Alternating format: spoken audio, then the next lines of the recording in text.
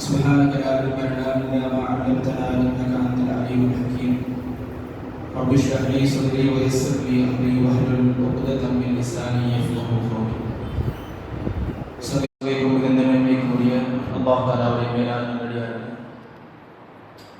அல்லாஹ்வுடைய மாபெரும் கிருபையினால் 25வது நாள் தராவீஹுடைய தொழுகையை நிறைவேற்றியவர்களாக நாம் அமர்ந்திருக்கிறோம். அல்ஹம்துலில்லாஹ். அல்லாஹ் தஆலா இந்த ரமலானுடைய மாதத்தின் பொருட்டினால் நம்முடைய எல்லா விதமான தேவைகளையும் பரிபூர்ணமான முறையில் நிறைவேற்றி தந்திருவானாக. நமக்கு வரக்கூடிய எல்லா விதமான துன்யவித்தான ஆகிரத்தான ஷர்றுகள் அனைத்தை விட்டு அல்லாஹ் தஆலா நம்மை பாதுகாத்திருவானாக.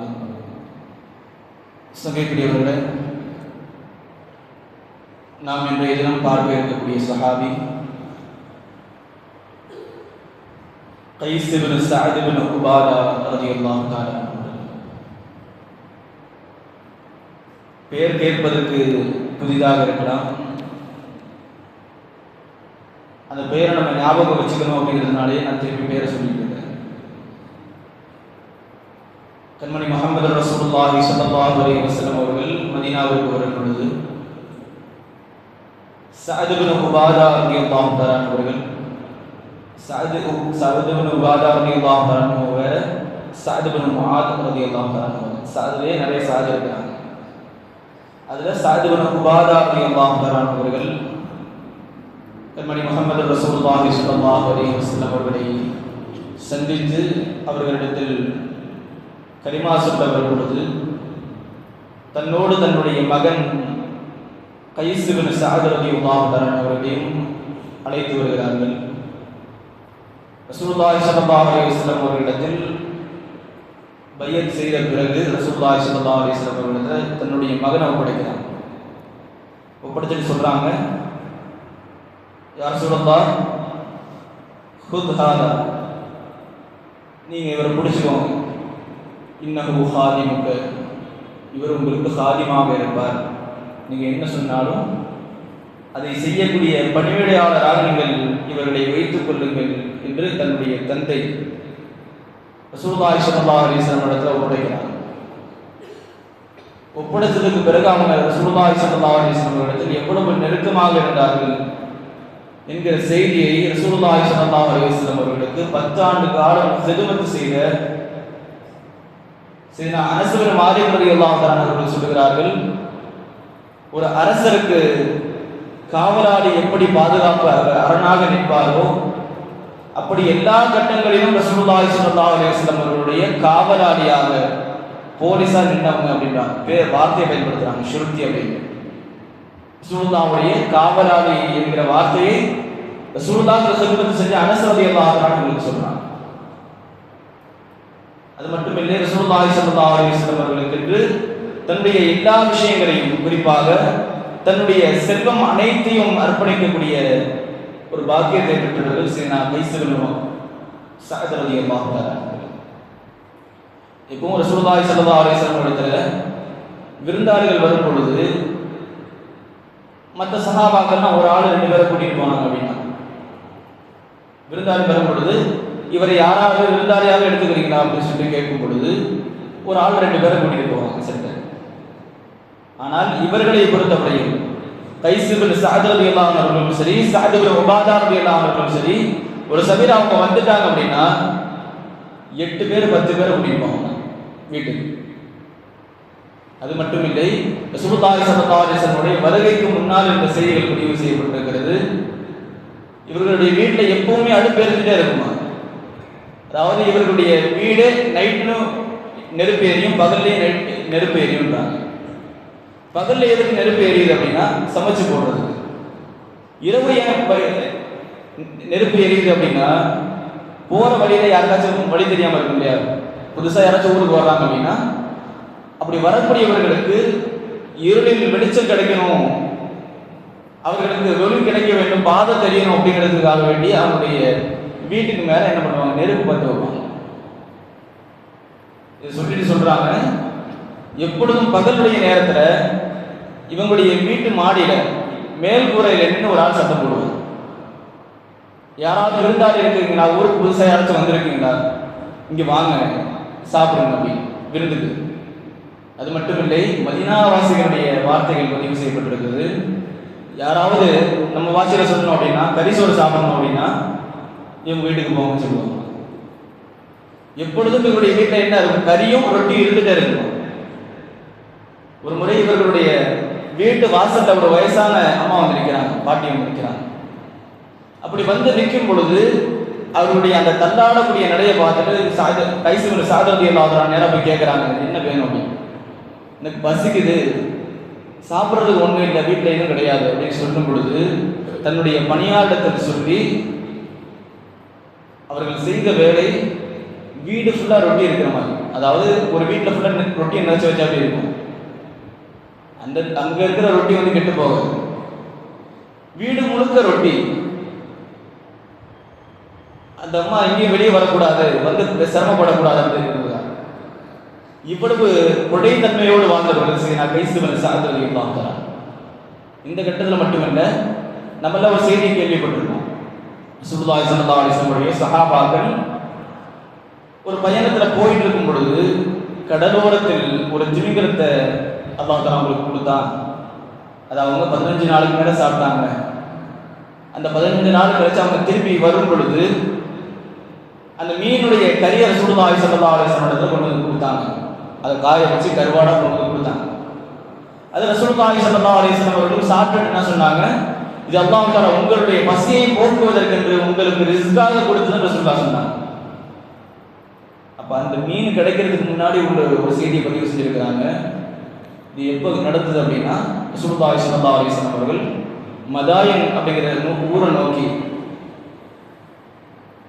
அபூ உபைதா இப்னு ஜர்ராஹ் ரலியல்லாஹு அன்ஹு, நம்ம இதுக்கு முன்னாடி பேசியிருக்கோம். ரசூலுல்லாஹி ஸல்லல்லாஹு அலைஹி வஸல்லம் அதாவது மதீனால முதல்ல ஜன்னத்துல் பக்கீ அடக்கம் செய்யப்பட்டது. அவர்களுடைய தலைமையில தான் இந்த 300 பேர் கொண்ட ஒரு படையை அனுப்புறாங்க ரசூலுல்லாஹி ஸல்லல்லாஹு அலைஹி வஸல்லம். அப்படி போகிற வழியில் அங்கே சாப்பாடு குறைஞ்சு போகுது. சாப்பாடு இல்லாமல் பசியில் இருக்கும் பொழுது அந்த இடத்தில் அங்கே இருந்த அந்த படையுடைய தலைவர் அபூ உபைதா இப்னு ஜர்ராஹ் ரலியல்லாஹு அன்ஹு கேட்குறாங்க, இருக்கிற எல்லாத்தையும் கொண்டு வாங்க, சாப்பிட வச்சிருக்கிற எல்லாத்தையும் கொண்டு வாங்க, யாரும் அதிகமாக சாப்பிட வேணாம், இல்லாதவங்களுக்கு கொடுத்து சாப்பிடுவோம். அப்படி சாப்பிடும்போதும் கூட கொஞ்சம் பசி ஜாஸ்தி ஆகுது. அந்த நேரத்தில் இவங்க என்ன பண்ணாங்கன்னா, அதாவது நமக்கு எதுவுமே இருக்காது, யாராச்சும் ஒரு ஆள் வந்து கேட்டுட்டா கடன் வாங்கி கொடுக்குறவங்க இருப்பாங்க. நமக்கே ஒன்றும் இல்லை, நம்ம ஏன் கொடுக்கணும்னு போகிறவங்களும் இருக்கிறாங்க. ஆனால் ஒரு ஆள் கேட்டுடா கொடுக்காம இருக்கக்கூடாது அப்படின்ற ஒரு மனநிலையில் இருக்காங்க இல்லையா? அதே மாதிரி உள்ள ஒரு குணம் கொண்டவர்கள் நான் கைசுவன் சாதனையில் பார்க்குறாங்க. போகிற வழியிலேயே அந்த ஊரில் பக்கத்தில் இருக்கிறவங்கள்ட்ட 3 ஒட்டகம் கடன் வாங்கினாங்க. 3 ஒட்டகத்தை எனக்கு கடனாக தாங்க, நான் திருப்பி உங்களுக்கு கொண்டு வந்து கொடுக்குறேன். நான் 3 ஒட்டகம் கடனாக வாங்கும் பொழுது நான் அமரதியை பார்க்குறேன், பக்கத்தில் வந்து நிற்கிறாங்க. வந்து சொன்னாங்க, இவர் யாருன்னு உங்களுக்கு தெரியாது, இவருக்கு நீங்கள் கடன் கொடுக்காதீங்கன்னா. ஏன்னா உமரதியல்லாஹு தஆலா அவ்வளவு சிரமத்தில் கடன் வாங்கி ஒரு ஆள் தர்மம் செய்கிறது விரும்புகிறாங்க, நம்ம பார்த்துக்கலாம் அப்படிங்கிற இதில் இருந்தாங்க உமரதியல்லாஹு. அப்போ அந்த இடத்துல சொன்னாங்க, இல்லை நான் கொண்டு வந்து கொடுக்குறேன் அப்படின்னு சொல்லி அதே இடத்துல 3 ஒட்டகங்களை அறுத்து படையில் இருக்கக்கூடிய வந்த எல்லோருக்கும் உணவளித்தார்கள். சரி, நான் கைசுவன் சாதனையெல்லாம் தான். இது ஒரு தடவை இல்லை, கொஞ்சம் தூரம் கடந்து போகிறாங்க, மறுபடியும் இதே மாதிரி ஒரு நடமை பசின்னு வருது. படையில் வந்தாங்க இல்லையா, வரக்கூடிய ஆட்கள்கிட்ட 3 ஒட்டகம் எனக்கு கடந்தாங்க, நான் திருப்பி தரேன் அப்படின்னா. ஏன்னா 300 பேர் வந்திருக்கிறாங்க. அதாவது அரபுகளை பொறுத்தவரையும் ஒரு ஒட்டகத்தை எடுத்தோம் அப்படின்னா 100 பேர் சாப்பிடலாம். பதிலில் கூட ரசூலுல்லாஹி ஸல்லல்லாஹு அலைஹி வஸல்லம் கணக்கு போடுவாங்க, காஃபிர்கள் எத்தனை பேர் வந்திருக்கிறாங்க அப்படின்னு சொல்லி கேட்கும் பொழுது எதிரி படையில் இருக்கவங்க சொல்லுவாங்க 10 ஒட்டகம் அறுக்கப்பட்டிருக்கு அப்படின்னு. அப்புறம் ரசூலுல்லாஹி சொல்லுவாங்க 1000 பேர் வந்திருக்கிறாங்க. அதே போன்று இவர்கள் 300 பேர் வர்றாங்க, 300 பேருக்குமான உணவை இவர்கள் தயார் செய்கிறார்கள். 3 ஒட்டகங்கள் அறுக்கப்படுது, எல்லாருக்கும் உணவு கொடுக்குறாங்க. அதுக்கடுத்து கொஞ்சம் தூரம் போனதுக்கு ஒரு மதாயின் பக்கத்தில் போனோம்னா மறுபடியும் இதே மாதிரி ஒட்டகத்தை கடன் வாங்கி எல்லாத்துக்கும் சாப்பாடு கொடுக்குறாங்க. உமர் இல்லாமல் அபூபக்கர் சித்தீக் ரலியல்லாஹு பேசுறதா ஒரு செய்தி, இந்த ஆளை விட்டா, இந்த பையனை விட்டா அல்லாஹ்வோட சொத்து அழிச்சிருவார் அப்படின்னு வார்த்தையாகவே இருக்கு. லவ் தரக்னா ஹாதா லஅஹலக மால அபீஹி, இவர் நம்ம அப்படியே விட்டுட்டோம், தடுக்காம விட்டுட்டோம், அதனால தான் உமர் சொன்னாங்க என்னது கொடுக்காதீங்க. ஒருவேளை நம்ம தடுக்காமே விட்டுட்டோம்னா அவருடைய அல்லாவுடைய சொல்லி நம்ம போய் முடிஞ்சிடும் அப்படின்னு சொல்லி அந்த பேசுன உடனே அந்த செய்தி யாருக்கு வருது? சஅத் பின் முஆத் ரலியல்லாஹு அன்ஹு. அப்படி வந்த உடனே நேரா போய் கேட்குறாங்க ரசூலுல்லாஹ்ட்ட, யா ரசூலுல்லாஹ், இவங்களே என்னுடைய மகனை கஞ்சனாக்கிறாங்க போல தெரியுது.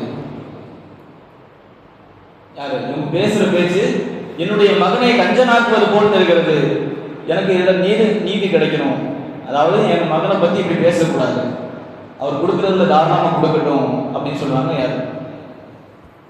சஅத் பின் உபாதா ரலியல்லாஹு அன்ஹு.